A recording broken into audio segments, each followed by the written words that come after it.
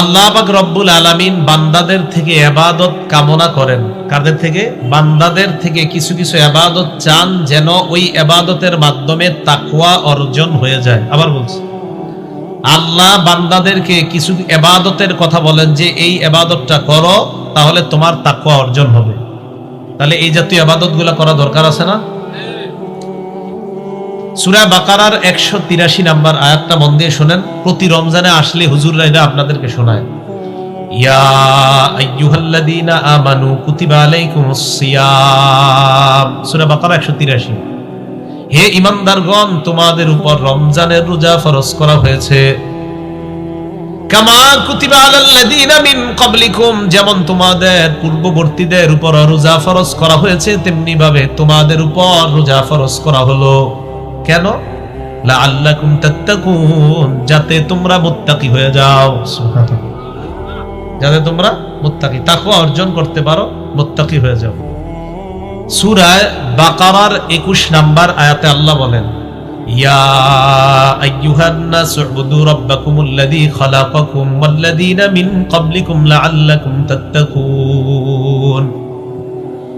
হে মানুষ, তোমরা তোমাদের রবকে ভয় করো। আল্লাযী খালাকাকুম, যিনি তোমাদেরকে সৃষ্টি করেছেন।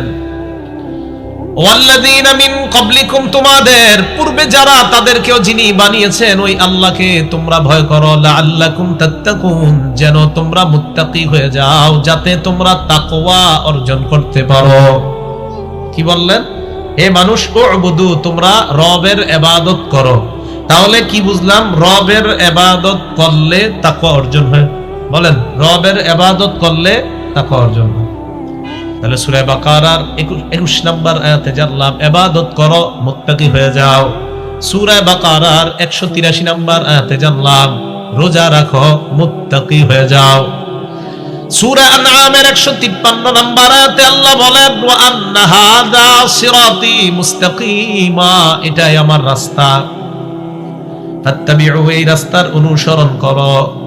ওয়ালা তাত্তাবিউস সুবুলা, অনেকগুলা রাস্তার অনুসরণ তোমরা করবা না। ফাতাফাররাকা বিকুম আন সাবিলি, অনেকগুলা রাস্তার অনুসরণ যদি করো, ওই অনেক রাস্তা তোমাদেরকে আসল রাস্তা থেকে বিচ্ছিন্ন করে দিবে। রাস্তা কয়টা? কয়টা? একটা, সোজা। আশেপাশে সব শয়তানের বাঁকা রাস্তা। রাস্তার অনুসরণ করো, আশেপাশে যাবা, এগুলা তোমাদেরকে বিচ্ছিন্ন করে দিবে আসল রাস্তা থেকে।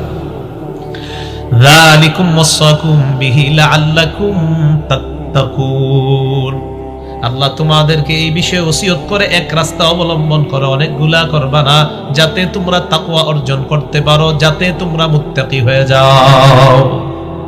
তাহলে এক রাস্তা অনুসরণ করলে মুত্তাকি হওয়া সহজ, অনেক রাস্তা অনুসরণ করলে পদস্খলন হওয়ার সম্ভাবনা বেশি থাকে।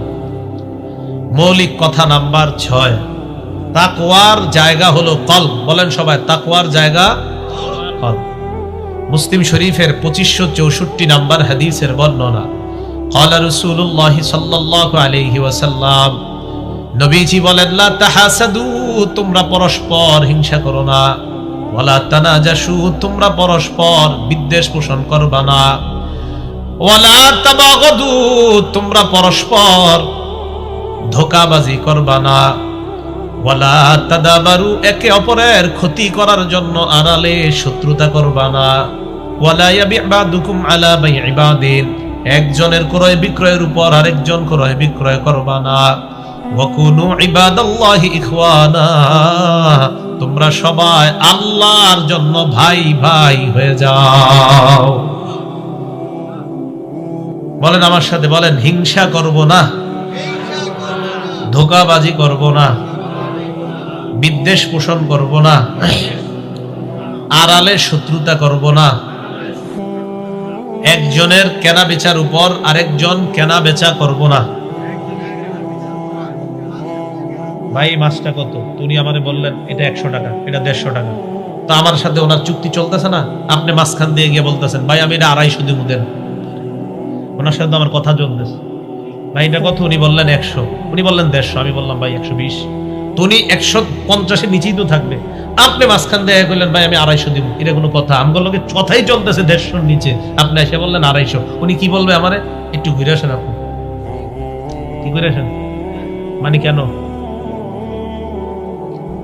যে আপনার লোক আমার 150-এর নিচে চলতেছে আলোচনা, আর 250 পাইতেছে আমি, এনে আপনার কি দরকার? ভাগেন। নবীজি বলছেন না, এটা করবা না। একজনের কেনা বেচার লেনদেন চলতেছে, তুমি উপর দিয়ে গিয়ে কেনা বেচা এই জাতীয় চিন্তা করবা না। আল্লাহ বুঝার তৌফিক দান করেন। ওয়াকুনু ইবাদাল্লাহি ইখওয়ানা, তোমরা সবাই আল্লাহর জন্য ভাই ভাই হয়ে যাও। হে আল্লাহর বান্দারা, তোমরা ভাই ভাই হয়ে যাও। বলেন আমরা সবাই ভাই ভাই। এরপর আল্লাহ নবী বলেন, আল মুসলিমু আখুল মুসলিম, মুসলমান মুসলমানের ভাই। লা ইয়াজলিমুহু, মুসলমান যেহেতু মুসলমানের ভাই, ভাই ভাইকে অত্যাচার করবে না। ওয়ালা ইয়াখজুলুহু, ভাই ভাইকে অপদস্থ করবে না। ওয়ালা ইয়াহকিরুহু, ভাই ভাইকে তাচ্ছিল্য করবে না। আমরা কি? আমরা কি? নবীজি বলে ভাই ভাইকে অত্যাচার করবে না, ভাই ভাইকে অপদস্থ করবে না, ভাই ভাইকে তাচ্ছিল্য করবে না। এরপর আল্লাহ নবী বলেন, বিহাসবি ইমরিইম মিনাশ শাররি আইয়াহকিরা আখাহুল মুসলিম, কোন মানুষ খারাপ হওয়ার জন্য এতটুকুই যথেষ্ট, সে তার মুসলমান ভাইকে তুচ্ছ তাচ্ছিল্য করে। নাউজুবিল্লাহ। আমি খারাপ হওয়ার জন্য এতটুকু যথেষ্ট, আমি ওনারে তুচ্ছ করলাম, আমি ওনারে কোনো গুরুত্ব দিলাম না। থুর উনিকে, আমি খারাপ হওয়ার জন্য এতটুকু যথেষ্ট। কেন? নবী বলছে আমি আর তুমি, নবী বলছে সে তোমার ভাই, তুমি তার ভাই, তুমি কিভাবে তাকে তুচ্ছ তাচ্ছিল্য করো? এরপরে রাসূল সাল্লাল্লাহু আলাইহি সাল্লাম বলেন, শোনো তোমরা, আত্তাকওয়া হাহুনা, বলে এভাবে ধরেন তো, আত্তাকওয়া হাহুনা। নবীজি বললেন তাকওয়া এখানে। কি বললেন? তাকওয়া। আরেকজনে বলে দিবেন তাকওয়া এখানে, তাকওয়া এখানে। ইউশিরু ইলা সাদরিহি সালাসা মাররাত, নবী বুকের দিকে 3 বার ইঙ্গিত করে বললেন তাকওয়া এখানে, তাকওয়া এখানে, তাকওয়া এখানে। হাদিসের মাধ্যমে বোঝা যায় কারো মধ্যে যখন তাকওয়া অর্জন হয়ে যায়, তার দ্বারা হিংসা হবে না, তার দ্বারা বিদ্বেষ পোষণ হবে না, তার দ্বারা আড়ালে শত্রুতা হবে না, তার দ্বারা মুসলমান কষ্ট পাবে না।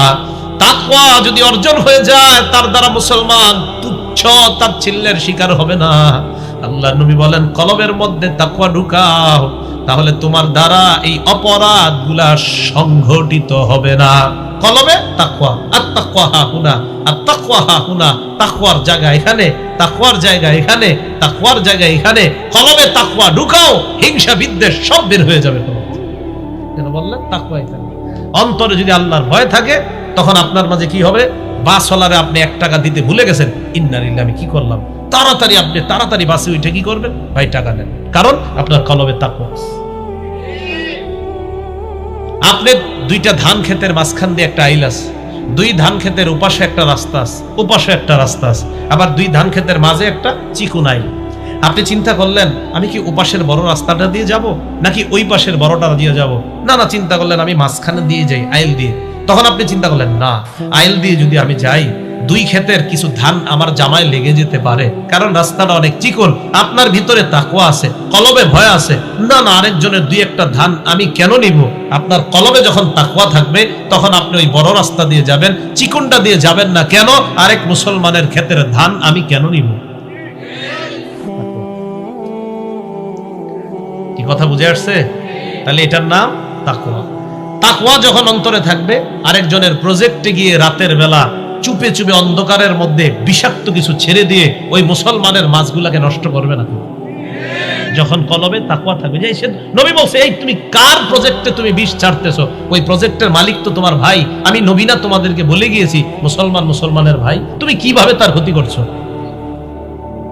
তাহলে বুঝে আসছে ভাই তাকওয়া। তাহলে তাকওয়ার জায়গা কলব। বলেন তাকওয়ার জায়গা কলব।